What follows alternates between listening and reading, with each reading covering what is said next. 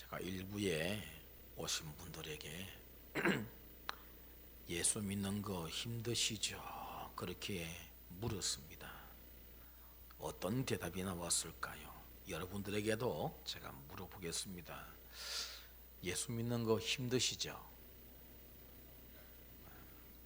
아닙니다 하시는 분은요, 영적 내공이 엄청난 분입니다. 일부엔 다 힘들다 그러시더라고요. 사실 힘들죠. 예수 믿는 게 기쁘다 그럼 안 기쁘냐 그거 묻는 거 아니에요. 우리가 예수 믿는 게 사실 고달파요. 그럴 수밖에 없죠.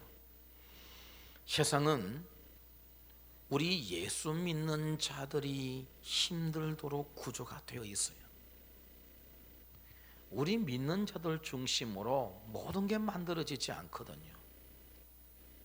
문화 하나를 봐도 다 안 믿는 사람들 중심으로 문화를 만들지, 누가 예수 믿는 사람 중심으로 문화를 만들어요? 우리 기독교 영화를 만들어도 흥행이 안 돼요. 만들지를 못하죠. 어느 정도 흥행이 돼야 그 수입을 가지고 또 다른 영화를 만들고 날 텐데, 기독교 문화가 확장이 안 되어져 가죠. 그러니 세상은 계속해서 경제 문제가 연결되니까, 이문이 있어야 되니까 또 그렇게 만들고 재미난 걸 만들어야 되고 하기 때문에 우리 믿는 자들 중심으로 만들어지지 않는다라고 하는 겁니다. 그러니 예수 믿고 살아가는 우리들은 자연히 어려울 수밖에 없다, 그런 구조가 되어 있어요. 특별히 우리 믿는 자들 말이죠, 두 살림을 살아야 돼요. 불륜적인 두 살림을 제가 말씀드리는 것이 아니라 두 나라에 속한 사람으로 살아야 한다는 말씀입니다. 하나는 세상 나라고 하나는 하나님의 나라인 것이죠. 그런데 이 두 나라가 정말 공존해서 잘 가면 좋겠는데, 세상 나라와 하나님의 나라는 거의 충돌합니다. 왜냐하면 가치관이 다르고 목적이 다릅니다. 삶의 방식이 다르기 때문에 충돌이 일어날 수밖에 없어요. 형제 둘이가 똑같은 목적 가지고 함께 손잡고 가면 사이좋게 갈 수 있지만, 서로 추구하는 목적이 다른데 나를 따라와, 아니야 형이 나를 따라와, 이러다간 큰 싸움이 일어납니다. 세상이 추구하는 게 다르고요, 하나님의 나라 추구하는 게 달라요. 가치관이 달라요. 목적하는 바가 달라요. 그러다 보니 이 두 나라가 충돌을 일으키게 되더라라고 하는 겁니다. 에베소서 2장 말씀을 보시면 사람들은 다 공중 권세 잡은 자를 따르고 있답니다. 뿐만 아니라 세상 풍조를 따르며 살고 있다고 그래요. 거기에 하나님이 있습니까? 예수 그리스도가 있어요? 여러분, 세상 풍조 속에 하나님이 계십니까? 저들은 하나님이 계시는 문화를 만들지 않아요. 공중 권세 잡은 자가 하나님 중심 문화를 만들도록 가만히 내버려 두겠습니까? 그저 말초신경 자극하고 그저 재미있는 문화를 만들어서 그들의 영혼을 쏙 빼는 그런 일들을 공중 권세 잡은 자가 하는 거죠. 세상 사람들이 다 거기 따르고 있고 세상 풍조를 따르고 있다고 말씀을 합니다. 그런데 그 에베소서 2장을 보고 다시 보면 그랬어요. 거기에 우리도 푹 빠져 살았더랍니다. 그런데 예수님께서 오셔서 우리를 거기서 빼내 주셨어요. 그렇게 푹 빠져 살아가는 사람들을 가리켜 죽었다는 표현을 에베소서 2장에 사용하고 있거든요. 거기에 빠져 실상으론 우리의 영이 죽어 있었는데 주님이 오셔서 우리를 그 세상에서 빼내주시고 살려주셨습니다. 그리고는 다시 우리를 그 공중 권세 잡은 자 밑으로 보내실까요? 다시 우리를 세상 풍조 가득한 그 세상에 푹 빠져 살게 하실까요? 그러려고 우리를 그 죽음의 자리에서 건져주셨을까요? 자, 그렇지 않습니다. 이때로부터 우리의 삶은 힘들어지기 시작합니다. 왜냐하면 세상 풍조는 그대로예요. 달라진 게 없어요. 세상 풍조는 그대로인데 우리는 이제 그 풍조와 다른 삶을 살아야 하기 때문에 힘들고 고달프다라고 하는 겁니다. 몸은 세상 나라에 속해 있고 영은 하늘 나라에 속해 있으니 이게 쉽지 않은 거죠. 그래서 예수 믿었는데도 불구하고 나 세상 살아가는 거 어려움 없다. 정말 제가 조금 전에 말씀드렸다면 영적 내공이 너무너무 강력해가지고 그 모든 것들을 이겨나가는 사람이라면 다행이에요. 그렇지 않으면서 세상 살아가는 아무 문제 없다, 힘들지 않다 하면은 내가 세상 풍조 따라 살아갈 가능성이 적지 않다 그 말입니다. 힘들어요, 여러분. 힘들죠. 우리는 보통 주권이 있고 영토가 있고 국민이 있으면 그걸 나라라고, 국가라고 부릅니다. 학생들 교과서에 보면 이 세 가지를 가리켜서 국가의 3요소라고 그렇게 가르치고 있죠. 대한민국은 국가입니다. 분명한 주권이 있고 영토도 있고 국민들이 있단 말이죠. 그리고 이 나라에 속한 사람을 가리켜서 우리는 대한민국 국민이라 그럽니다. 저 대한민국 국민이고요, 여러분도 대한민국 국민일 겁니다. 이 나라에 속하여 살고 있으니 대한민국의 법을 지키며 살아가야 되죠. 이 나라에 있는 풍습과 문화 속에서 살아가고 있는 겁니다. 그건 우리가 이미 어릴 때부터 몸에 익숙해져 있기 때문에 그렇게 살아가는 건 별로 어렵지 않다 그 말입니다. 문제는 우리에게 또 하나의 나라가 찾아왔다는 겁니다. 그냥 그대로 있었으면 살아가기 불편함이 없을 텐데 또 하나의 나라가 우리에게 왔어요. 하나님의 나라, 예수 그리스도의 나라, 이 나라가 우리에게 새롭게 하나 찾아왔단 말이죠. 그런데 이 나라는 우리가 살고 있는 이 현실 나라와 여러 면에서 너무 다른 나라인 겁니다. 이 나라가 어떤 나라인지 예수님께서 하신 말씀을 통해서, 우리가 성경을 통해서 이 나라에 대해서 많은 것들을 살펴볼 수 있지만 오늘은 제가 여러 성경들을 왔다 갔다 하지 아니하고 오늘 읽었던 본문에만 나오는 것 가지고 말씀을 드리려고 합니다. 자, 이 본문이 어떤 장면이냐면 예수님께서 붙들려서 빌라도 총독 앞에 서서 신문을 받는 장면입니다. 유대인들이 예수님을 빌라도에게 넘긴 죄목은 대표적으로 세 가지예요. 저 예수가 백성들을 미혹한다는 것 하나, 두 번째 로마 황제에게 세금 바치지 말라고 가르쳤다는 것 하나. 아닌데 저들은 그런 죄목을 붙였어요. 세 번째 죄목이 자칭 왕이라고 부른다는 겁니다. 이런 죄목을 가지고 예수님을 로마 당국에 고발했고 빌라도 앞에 서게 된 겁니다. 오늘 본문 33절에 보시면 빌라도가 예수님에게 질문을 던져요.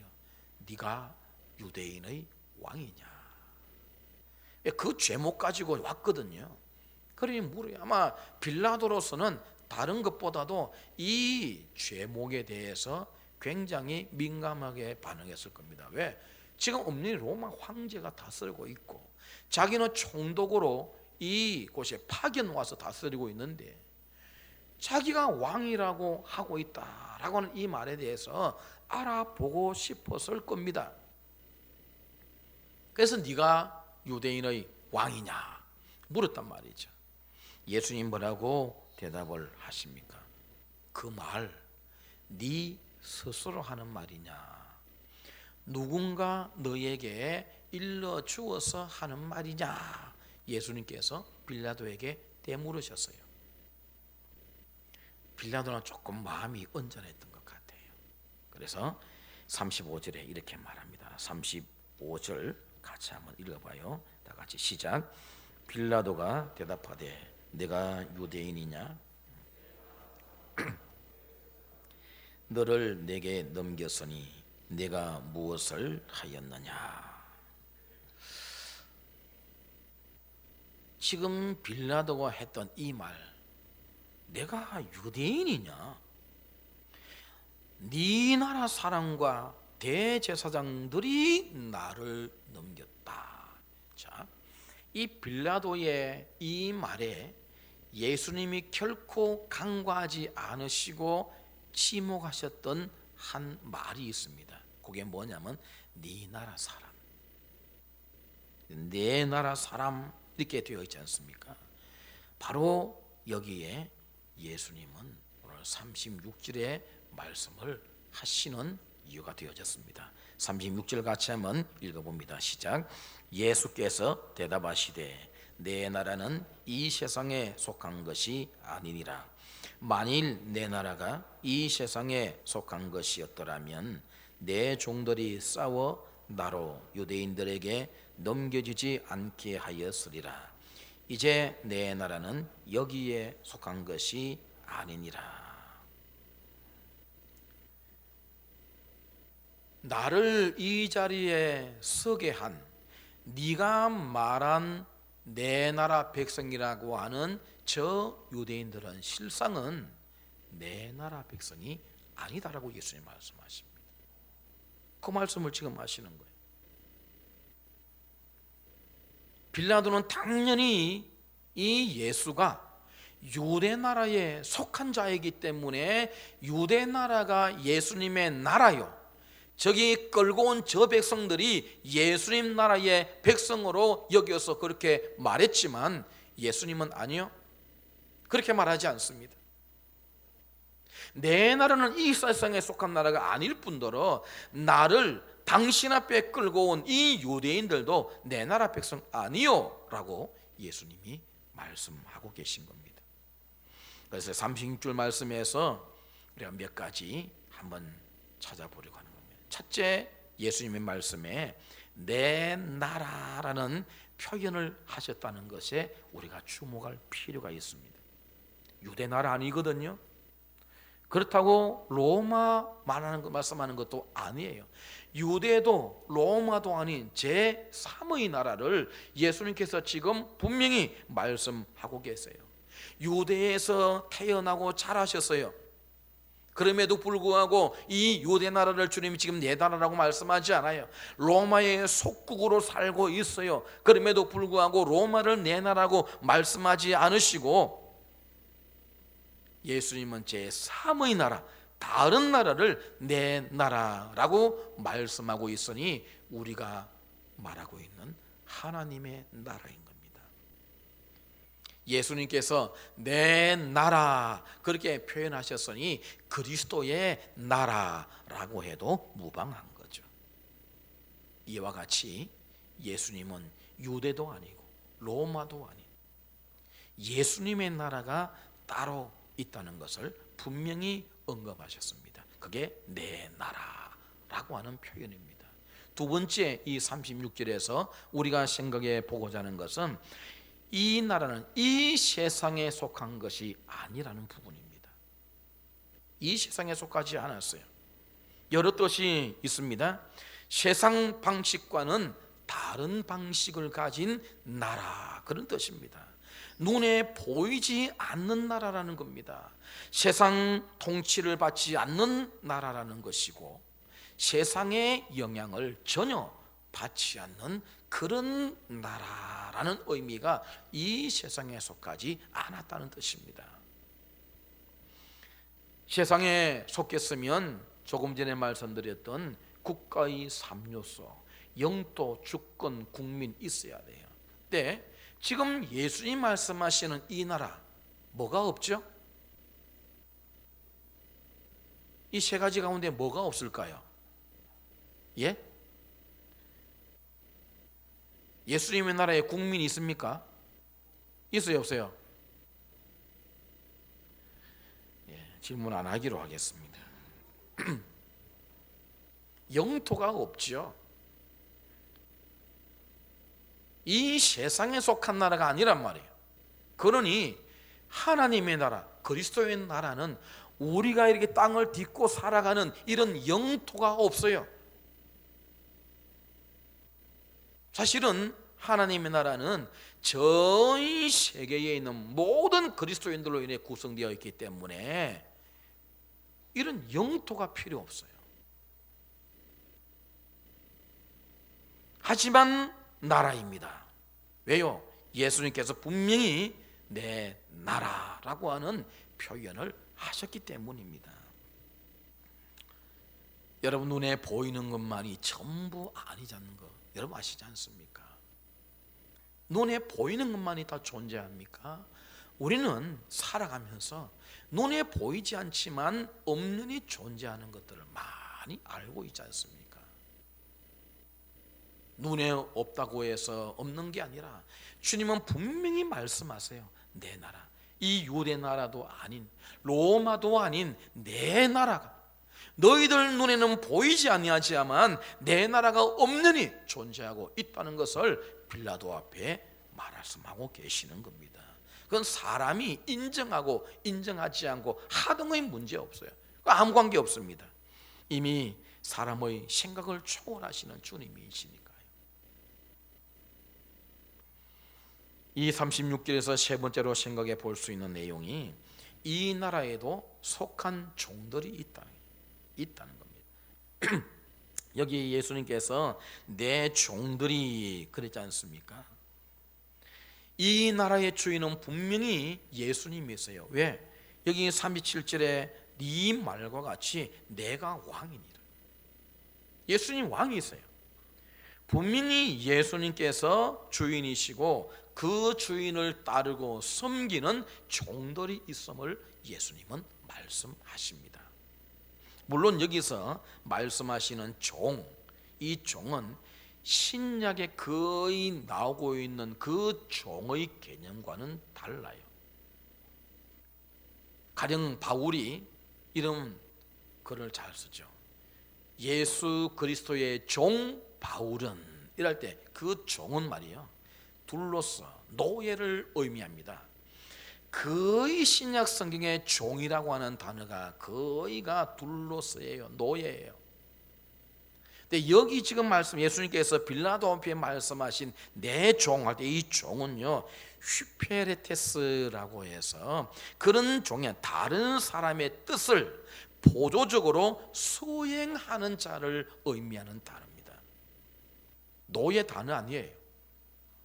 가령 왕이 어떤 일을 처리하기 위해서 보낸 관리, 그 일을 수행하는 자, 그 사람을 여기서 말하는 종의 단어가 그런 사람들을 말한다 그 말이죠. 그러니 예수님이 말씀하시는 나라에는 예수님께서 말씀하시면 즉각적으로 시행하는 그런 종들이 있다는 말이에요. 행여나 왕 되신 예수님께서 명령할 수 있는 상황이 못 되었고 지금처럼 붙잡혀서 위기를 만났을 때는 즉각 출동해서 그 위기에서 구해내는 일을 할 수 있는 예수님의 종들이 분명히 있다라고 말씀하세요.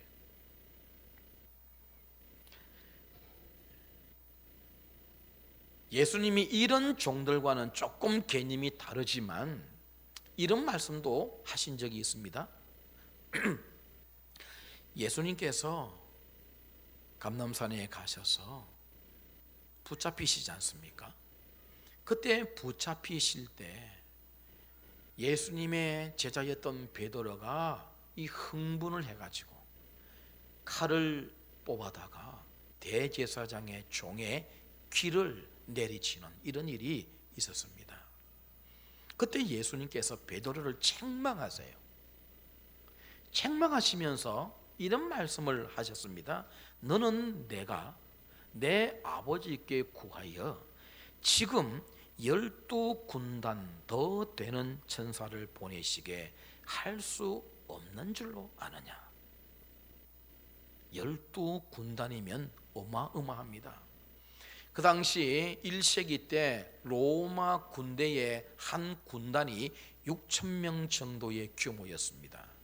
거기서 12를 곱해 보십시오. 근데 이 12군단은 그냥 로마의 12군단 숫자를 의미하는 것이 아니라 많다는 것을 의미해요. 예수님 한마디면 말이죠, 이 엄청난 군대가, 천사 군대가 동원되어져서 예수님을 붙잡고 괴롭히고 못살게 구는 사람들 일순간에 싹 쓸어버릴 수 있습니다. 예수님 안 하셨어요. 그런데 베드로가 흥분해서 칼을 빼어다가 붙잡으러 온 그 제사장의 귀를 자른 것을 두고 예수님이 책망을 하셨단 말이에요. 할 수 있음에도 불구하고 그런 방법을 사용하지 않으시는 주님,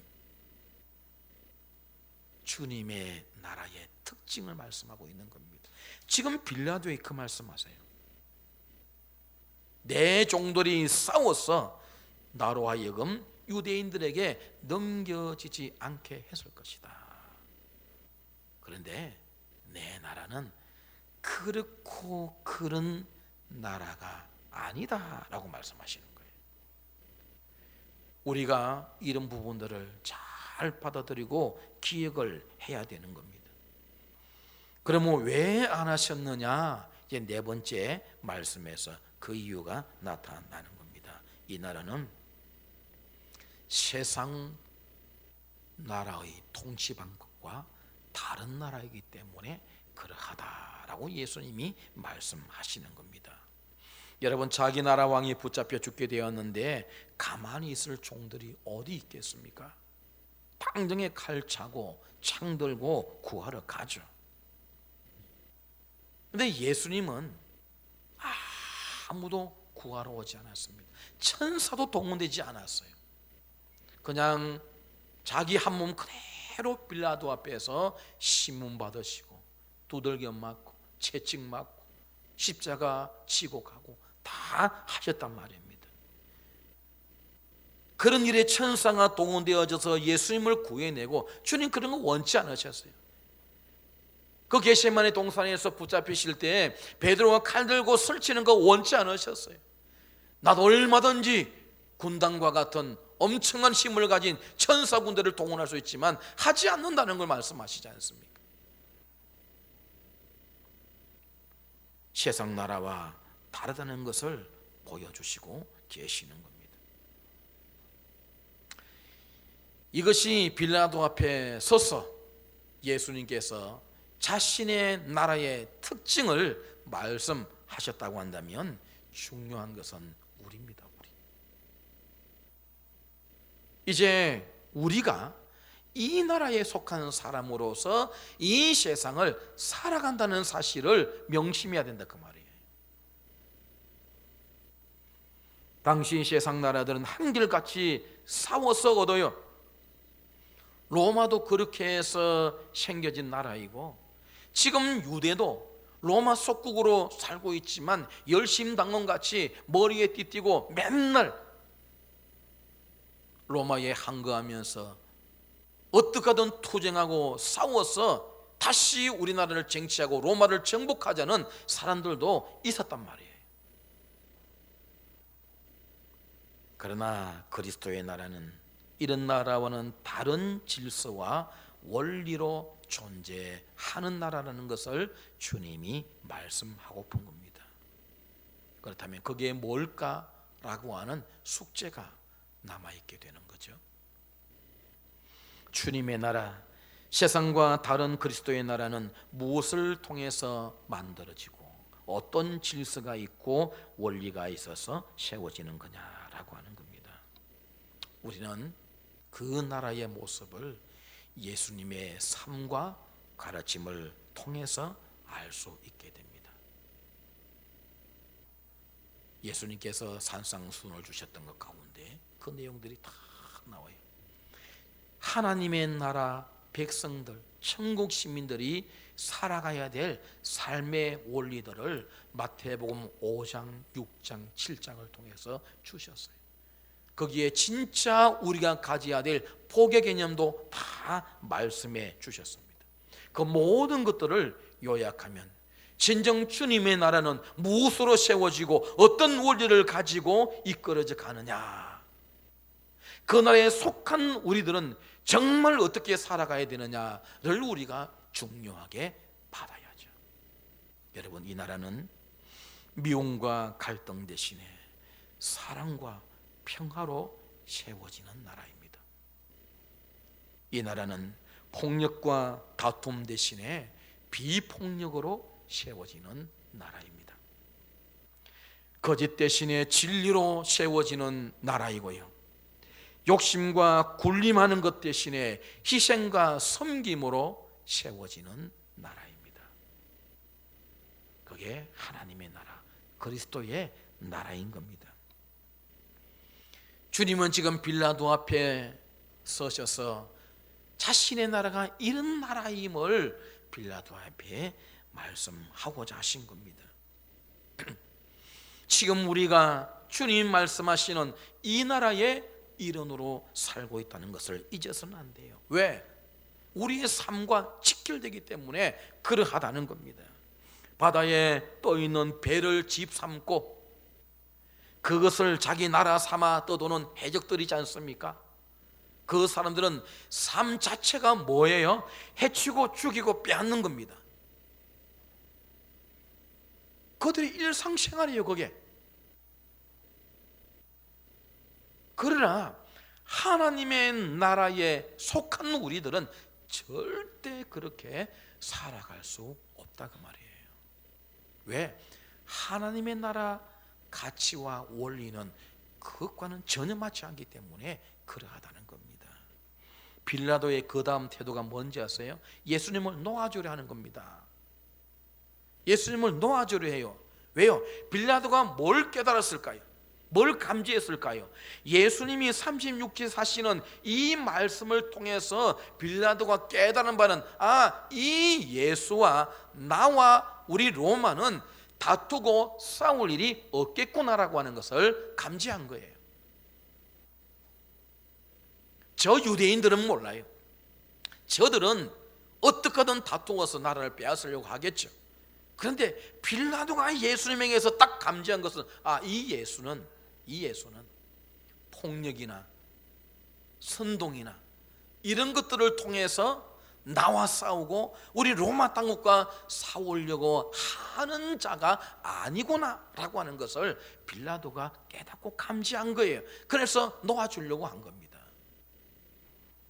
여기서 정말 우리는 주님이 만드시고 세우는 나라가 어떤 나라인가를 깨달을 수 있어요. 정말 빌라도처럼 깨달을 수 있어야 된다 그 말입니다. 여러분, 예수 믿는 것 때문에 오늘 여기 오셔서 예배 드리는 건 맞으시죠? 그렇다면 이미 우리는 그분의 나라의 백성으로 존재하고 있는 겁니다. 이 나라는 세상에 속한 나라가 아닙니다. 세상이 가치가 있다고 하는 것에 가치 두는 나라가 아닌 겁니다. 세상이 행하는 방식대로 사는 그런 나라가 아니라는 말입니다. 지금 우리가 살고 있는 세상을 둘러보십시오. 약육강식, 강한 자가 다 먹어버리고 약한 자는 그들의 밥이 되는 이런 세상에 살고 있습니다. 여러분, 과연 예수님이 만드신 나라는 그런 나라 만드시겠습니까? 강한 자면 살아남아라 그러실까요? 온유한 자가 복이 있다고 하셨어요. 자기 이익을 위해서라면 키를 쓰고 달려들고 있는 그런 나라에 우리가 살고 있지 않습니까? 조금이라도 손해를 볼 것 같으면 목숨 내놓고서라도 자기 것을 쟁취하려고 하는 그런 세상 속에 우리가 몸담고 있지 않습니까? 그게 우리가 보고 있는 세상 나라의 모습입니다. 그런데 문제는 이런 나라에 살고는 있지만 우리의 시민권이 하늘에 있다고, 이제 하늘나라 백성으로 소속된 우리들이 왜 그들과 같은 방식으로 살아야 하느냐라고 하는 겁니다. 달라야죠. 왜 여전히 우리 안에서 미움과 갈등과 다툼과 분열과 싸움이 일어나야 됩니까? 주님이 만드신 나라는 그런 나라가 아닌데 왜 그 나라에 속한 우리가 서로 미워하고 서로 다투고 갈등하고 분열하고 다투고 싸우고 그러는 겁니까? 그 하나님의 나라 원리, 하나님의 나라 가치가 아니다 그 말씀입니다. 왜 그렇게 하죠? 나를 아직 죽이지 않았기 때문에 그러합니다. 이미 우리의 옛 사람은 십자가에서 주님과 함께 죽었음에도 불구하고 자꾸 나를 살려내요. 내가 펄펄 살아있는 겁니다. 그런데 내 정욕대로 자꾸만 세상 방식을 가지고 와서 주님의 나라에서 살려고 하니 안 되는 겁니다. 예수님께서 친히 보여주신 삶의 모습으로 주님이 만드신 나라가 어떤 나라인지 알 수 있지 않습니까? 여러분, 그 나라는요, 내가 죽는 나라예요. 내가 죽는 나라. 그 나라는 내가 손해보는 나라입니다. 그 나라는 내 것을 주는 나라예요. 그 나라는 절대 폭력을 쓰지 않는 나라입니다. 그게 주님의 나라예요. 우리가 유일하게 싸워야 될 일이 있다고 한다면 죄와의 싸움이고 마귀와의 싸움이란 말이죠. 세상을 뒤집기 위한 싸움도 아니요, 세상 권세의 판도를 바꾸는 싸움도 아닌 겁니다. 우리는 죄와 싸울 뿐입니다. 우리의 대적 마귀와 싸울 뿐이에요. 그게 하나님의 나라입니다. 그 나라는 낮은 자가 인정을 받는 나라입니다. 희생과 사랑과 섬김의 최고의 가치를 두는 나라. 그리고 그 나라의 왕은 우리 주 예수 그리스도십니다. 우리는 그 나라에 속한 사람들인 겁니다. 우리가 주님을 지켜주지는 못해요. 주님이 우리를 지켜야죠. 우리가 주님을 어떻게 지킵니까? 그러나 만약에 꼭 지켜야 될 일이 있다고 한다면 싸워서 지키는 것이 아니라 예수님이 짊어지신 그 십자가를 내 어깨에 메워서 그 십자가 지고 나아가면서 예수님께서 걸어가신 발자취를 따라가고 그분이 우리에게 가르치신 교훈과 생명의 말씀, 그 말씀을